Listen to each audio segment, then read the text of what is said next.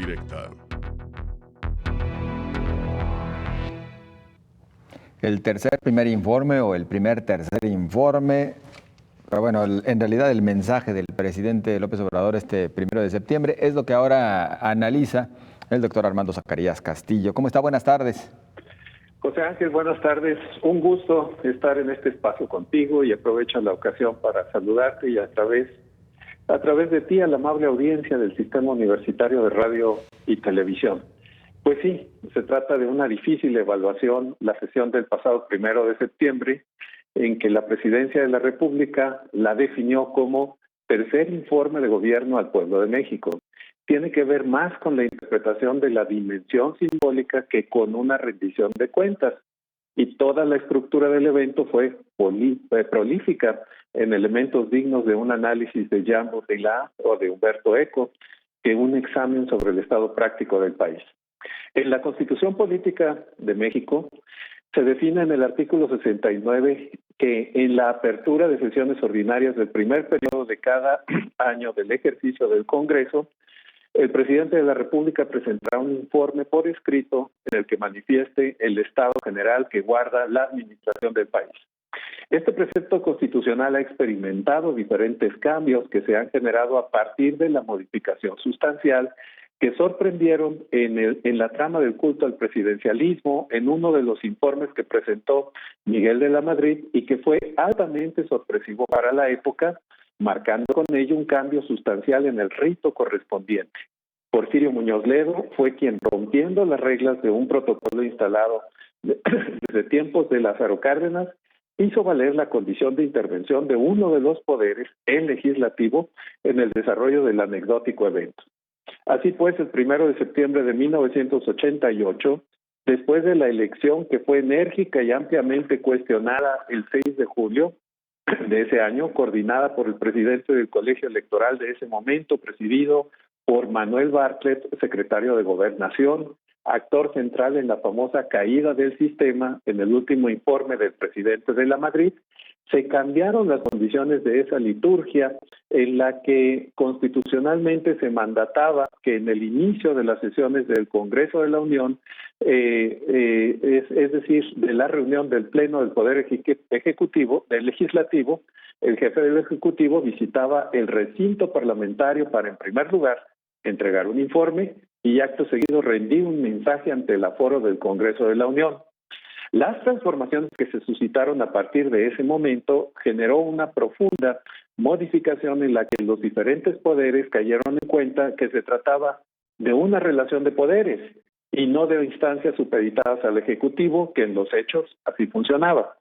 En 2008 y 2014 se modificaron los términos del informe presidencial que definían que el Ejecutivo está obligado a presentar un informe ante la soberanía del Poder Legislativo, suprimiéndose con estas reformas la obligación de estar en el recinto y más aún de emitir un mensaje. Bajo esta perspectiva, la historia reciente de los informes ha tenido diferentes episodios y transformaciones muy sustanciales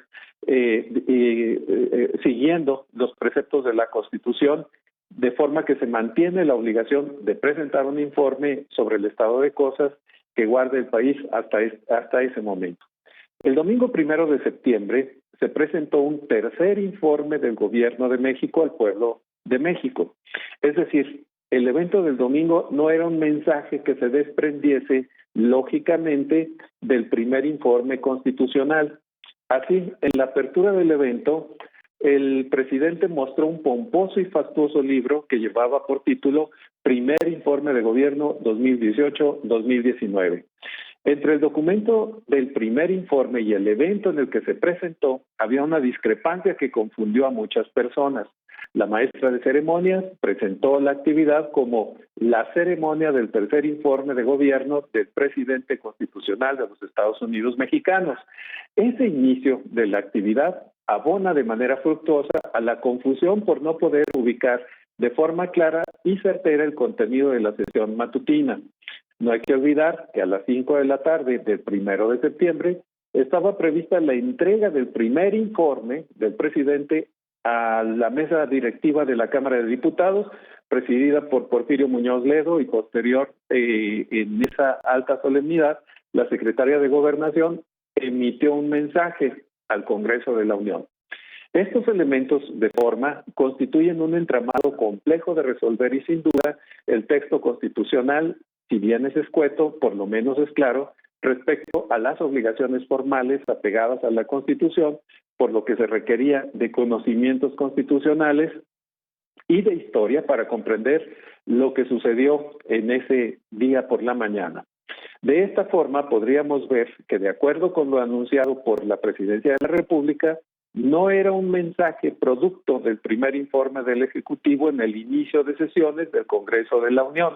En la sesión vespertina, la secretaria de Gobernación, Olga Sánchez Cordero, enfatizó la colaboración de los tres poderes de la Unión, así como la disposición de los secretarios de Estado y los titulares de las dependencias a ser requeridos para comparecer ante las y los legisladores. Es decir, en ese caso se refirió a la dinámica correspondiente al primer informe, de acuerdo como lo marca la Constitución, aunque lo de la mañana se llamó tercer informe. En estricto sentido, desconocemos la estructura del primer informe, pero sí tenemos datos del evento matutino del domingo 1 de septiembre. En el caso de ese evento matutino denominado tercer informe, no sabemos si así bien establecido en el primer informe. En el caso de la mañana se postularon 4 ejes fundamentales en los que se colocaron los análisis y reflexiones que se comunicaron a la audiencia que estaba presente en el Palacio Nacional. Primero, la fortaleza y desarrollo de la Cuarta Transformación. Segundo, la separación del poder económico del Estado. Tercero, la afirmación del Estado de Derecho. Y cuarto, el respeto del Poder Ejecutivo sobre los organismos autónomos como fórmula de garantizar una representación extensa sobre las decisiones de gobierno. El desarrollo posterior del mensaje, aún y con una impecable forma de llevarlo a cabo por el presidente, con una dicción clara y sin pausas desconcertantes, no siguió una línea expositiva clara y la presentación de los argumentos y las pocas cifras que mencionó no seguían el patrón que se podría suponer del orden de exposición sustentado en esos 4 ejes.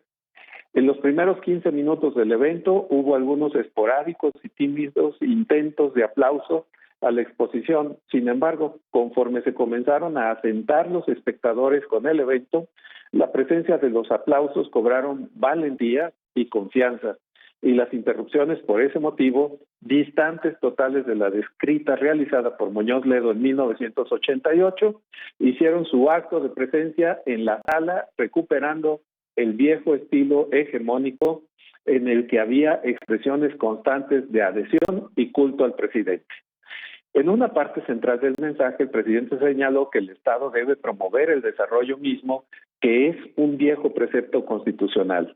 La remembranza en este caso fue al de el desarrollo estabilizador, que nos hizo recordar a Antonio Ortiz Mena, quien elaboró este proyecto de desarrollo en 1958 para el presidente electo a Adolfo López Mateos, que tenía la finalidad de resolver los problemas de alta inflación y la caída de la demanda de los productos mexicanos una vez concluida la Segunda Guerra Mundial.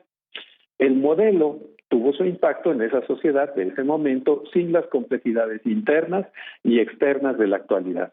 En este caso se enfatizaron algunos elementos en la dimensión de desarrollo de la economía nacional, sobre todo cuando el presidente señaló que la promoción económica de la 4T depende de la honestidad, que debe reinstalarse después de los catastróficos gobiernos anteriores que generan una economía desbalanceada.